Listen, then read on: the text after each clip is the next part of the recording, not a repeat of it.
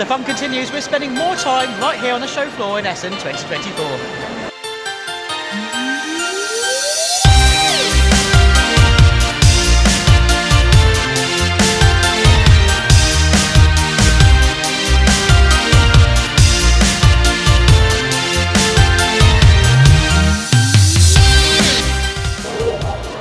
So another day of Essen means another day of standing in queues, but it's all going to be worth it when we get into those halls and explore those wonderful board games. Great bits about having an exhibitor pass is being able to get into the halls that little bit earlier than everyone else. Now, of course, some of the stands are still closed or not open, but it does give you a chance to wander out, find where everything is, and have a quick glance at everything and what the stands actually look like before there's so many people that you can barely even see the stand. And one that I found that looked amazing, like probably one of the best looking stands on the show, is right here.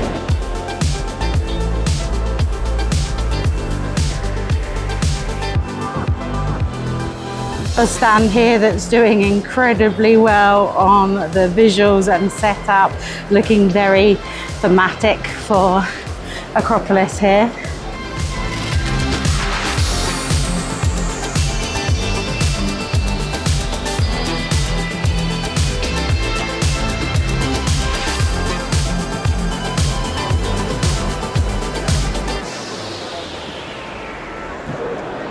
Oh, we're moving. Let's do this thing.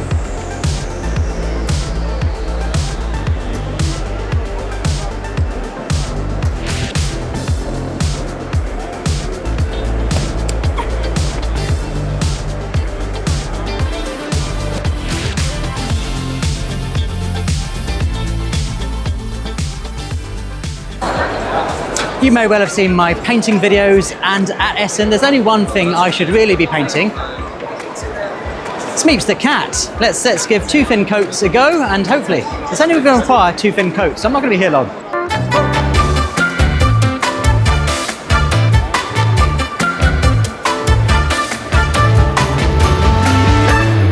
So a miniature painted in 20 minutes was probably ambitious because it seems to take longer than 20 minutes to dry, but he's okay.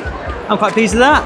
I might see if I could do a better job if I had longer, but two thin coats go on super quickly and such great coverage. I mean, particularly over yellow. Yellow is a tricky one to find a good colour for. I've never really found a good yellow.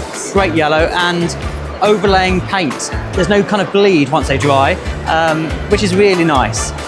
I must say also, these smell really tasty, and I did have to fight the urge to lick the brush, which was a lot harder than probably it should have been.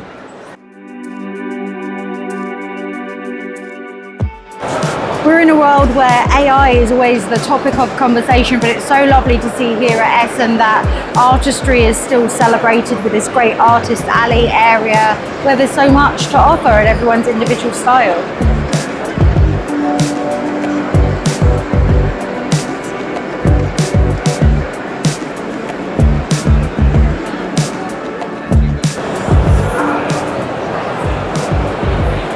Cute.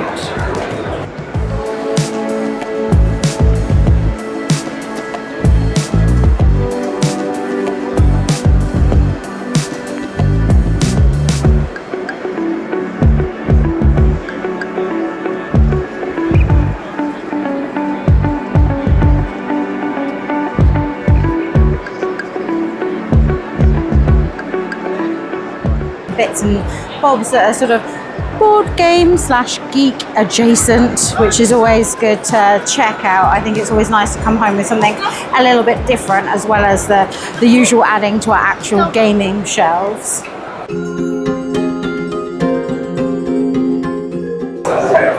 This is a game I've played before. Now, one of the highlights I find at Essen is getting a chance to talk to designers, publishers, manufacturers about upcoming games that no one really knows about yet and are going to be on the horizon. If you know anything about me, of course, I used to write video game journalism prior to entering into making board game content. So I was super excited when I heard about a proper Tomb Raider game coming. Now, we've had Tomb Raider games before in the past, yes, and let's face it, they weren't good. No comment. Right, but this one is going to be good. Yes, hopefully, yes. I'll be honest, I haven't played the other Tomb Raider games as yet. I wouldn't. By I didn't want to be influenced by anything that already existed. So we wanted to start from scratch with a simple concept, which was, if you were building Tomb Raider as if it had always been a tabletop game, how would that look?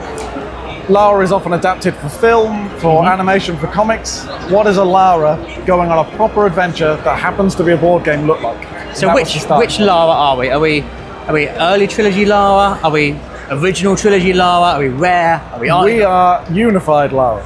So we're the new transition Lara. We are the new future Lara. Okay. The transition Lara, yeah. There's a lot of excitement about Lara at the moment. There's a new Netflix series that's coming out, and it's all kind of straddling that in-between phase. But this is replicating the games in that it's going to be a solo experience primarily, but with multiplayer elements. It is a solo game. Essentially, it's primarily solo.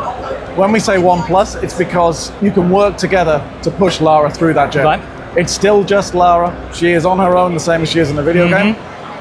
Every time we play tested it, it's always been at least 2 or 3 of us, and we make the decisions together. Right. We'll have a little bit of multiplayer in there, in so much of we'll have a pass the controller type thing, so every Lara phase, the next person takes over and moves over, but this is designed as a pure solo Lara experience.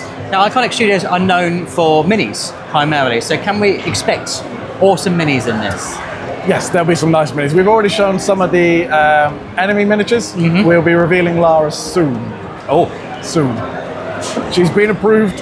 So how is that approval process going? Is it entirely you get to just flex your muscles and explore in a way you think Lara could be explored, or is there an involvement from the manufacturer, the game manufacturers? So the Crystal Dynamics, who are the licensors, they love Tomb Raider. They love Tomb Raider inside and out, and it is a priority for them that this game represents everything that Tomb Raider is about.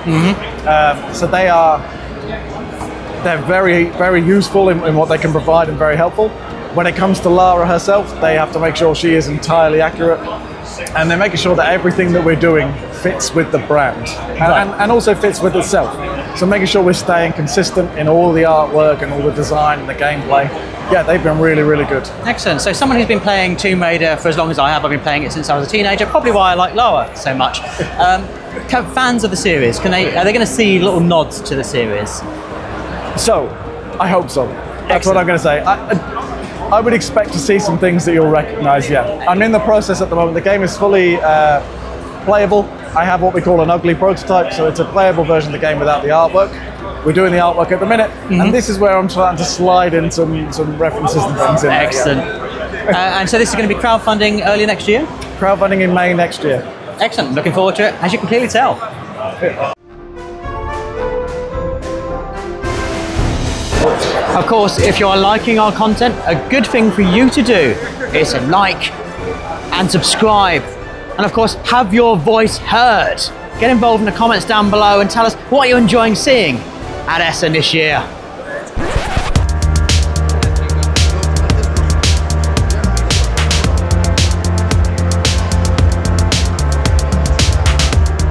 UK Games Expo are here, and people are booking their stands for the summertime in the UK for another excellent expo. We can't wait for that one, but let's get on with Essen.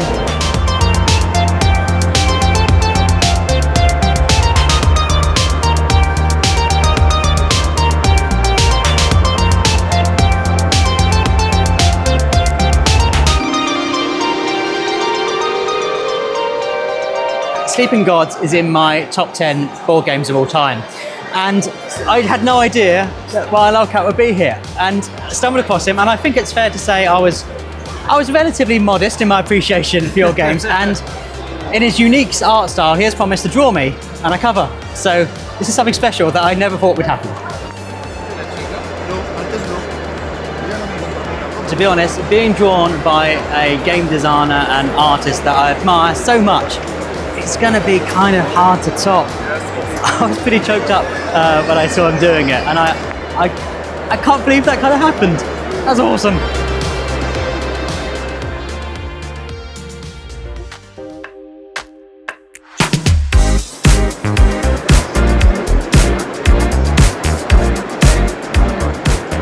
Essen is phenomenally busy, and it's kind of easy to become very much overwhelmed by what's going on here. I've really enjoyed using the app because you can highlight all your favourite games now and all your favourite publishers. And what's great about it is they list where they're all based. So you can just say, okay, I'm in Hall 3. What can I see here? And then go through your list, check off what's there, and then you know you haven't missed out on anyone. That's proved to be an absolute godsend because the halls are rammed.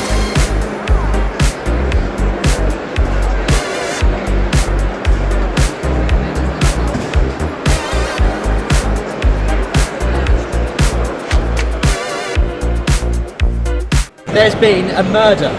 There. Robbery, murder, robbery, crime. There's crime everywhere in the city.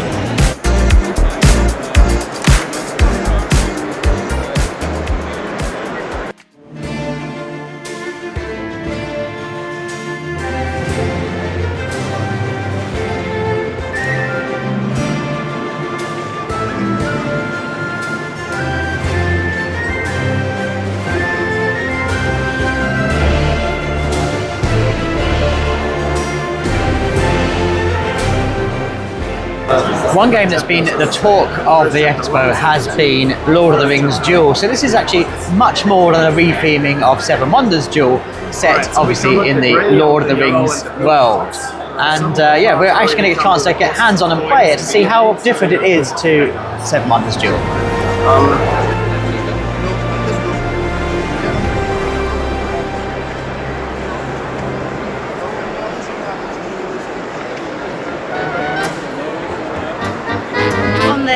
Griffin stand. It's super exciting to see that they have Speakeasy here on the stand, and it hasn't always been out on the tables, but it is at the moment, so nice to get a little look at something that's on Kickstarter at the moment that we are so hyped about. Now you ask me very well.